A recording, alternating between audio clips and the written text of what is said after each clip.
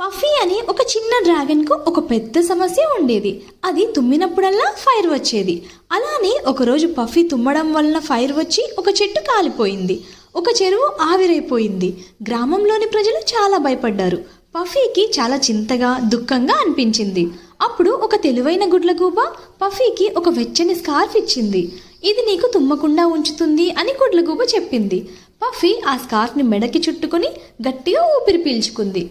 అంతే, పఫీకి తుమ్ములు రాలేదు. ఆ రోజు నుంచి పఫీ తన ఫైర్ని సరదాగా ఉపయోగించసాగింది.